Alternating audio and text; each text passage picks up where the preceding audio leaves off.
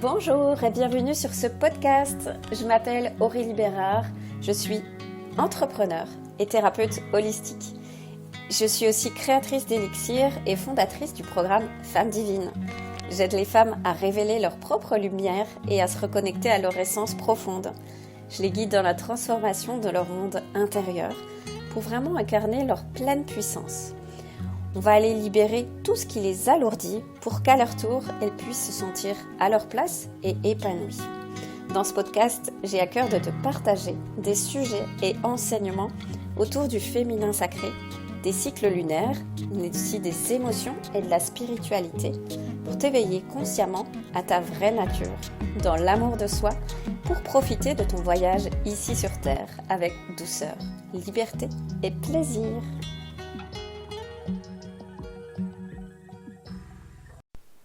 Aujourd'hui, j'avais envie de venir te parler des cercles de femmes, cet espace sacré de partage et de sororité.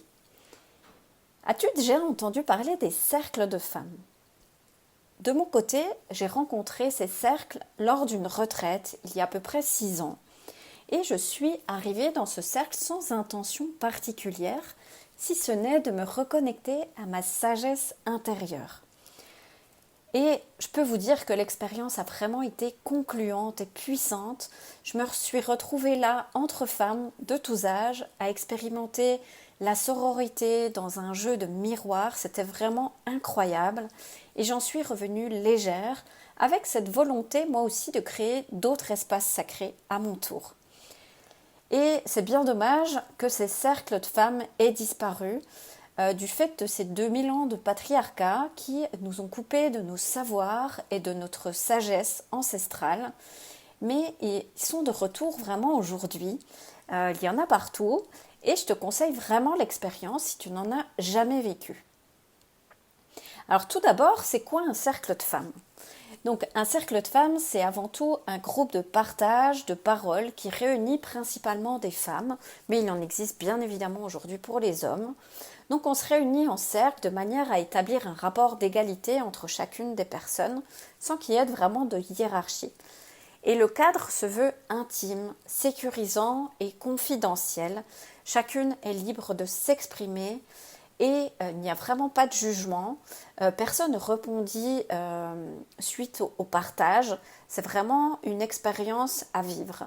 Donc c'est un lieu de partage, de transmission, de savoirs ancestraux, mais aussi d'écoute bienveillante.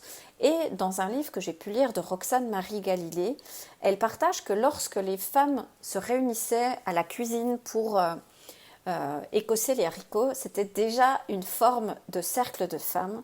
C'était vraiment une rencontre féminine et confidentielle. On racontait voilà, nos expériences de vie, on partageait nos moments dans la confidence entre femmes.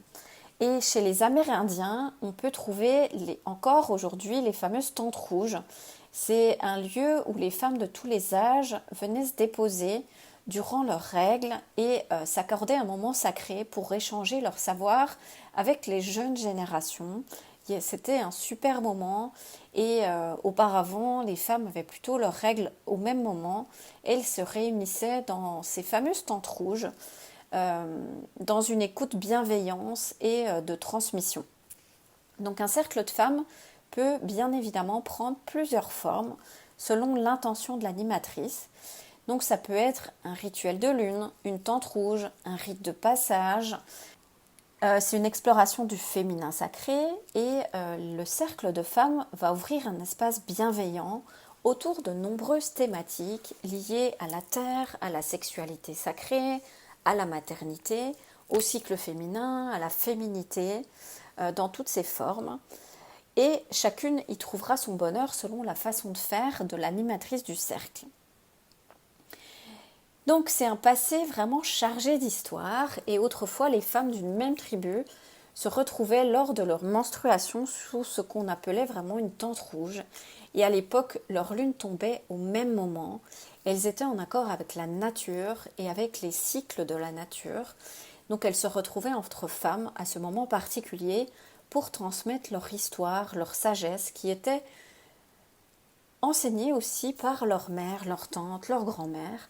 Et lors d'un moment suspendu, à la lueur d'une bougie, on y discutait sexualité, menstruation, féminité et toute autre connaissance qu'on pouvait partager à cette époque-là.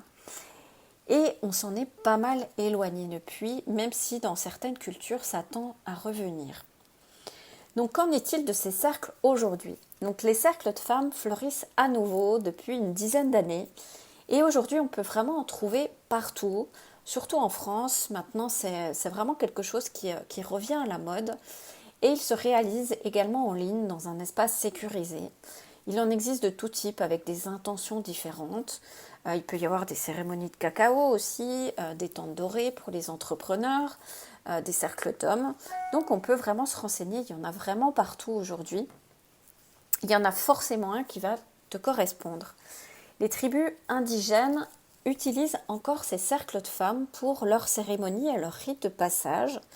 Donc le cercle de femmes demande une intention claire, un cadre respectueux, confidentiel et sécurisant, de partage, d'écoute bienveillante, empathique.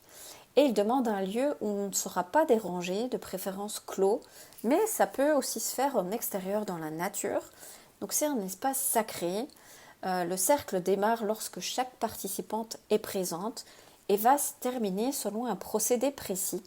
Donc les règles sont établies dès le départ et chacune à leur tour peut partager et avoir ce moment d'écoute, chacune à leur tour. Donc pouvoir se reconnecter à cette tradition, loin de nos modes de vie stressants, c'est vraiment un moment hors du temps et un espace où vraiment on va prendre soin de soi. Donc pourquoi participer à un cercle de femmes ? Donc il y a bien entendu de nombreuses vertus à ces cercles de femmes. Donc le but c'est vraiment de renouer avec notre essence profonde par un retour au corps, à nos sens, à l'instant présent, et les bénéfices sont vraiment nombreux.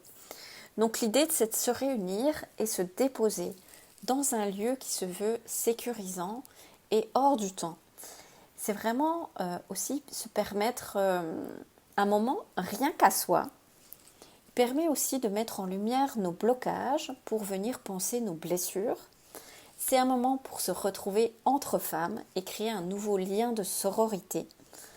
C'est découvrir des savoirs ancestraux. C'est une reconnexion à son corps, mais aussi à ses émotions et à son antériorité. C'est une manière d'en apprendre davantage sur sa nature de femme cyclique, émotionnelle et sensuelle. C'est aussi une reconnexion à notre lignée de femmes et une invitation à développer nos capacités d'écoute. Donc tu l'auras compris, j'adore participer et animer des cercles de femmes. J'en apprends chaque fois un peu plus de moi et j'aime à croire que notre société est en pleine mutation et que nous assisterons rapidement à un changement de paradigme où l'homme et la femme seront vraiment sur un pied d'égalité. Le 21 juin prochain, à l'occasion de la fête Lita, la fête sacrée de l'équinoxe de l'été, j'aurai vraiment la joie d'animer un cercle de femmes, cette fois-ci en présentiel, donc si tu n'es pas très loin de Besançon, donc tu peux t'inscrire, je te mets tous les détails sous la vidéo, donc tu pourras vraiment avoir toutes les informations si tu souhaites en savoir plus. Voilà, j'ai terminé, merci de m'avoir écouté jusqu'au bout, je vous souhaite une agréable journée et je vous retrouve la semaine prochaine avec un autre sujet. Merci d'avoir écouté ce podcast et si le sujet de la spiritualité t'intéresse et que tu veux être informé des nouveaux épisodes, abonne-toi à ma chaîne YouTube Aurélie Bérard. Sur mon site internet pour plus d'infos aureliebérard.com. Au plaisir de te croiser.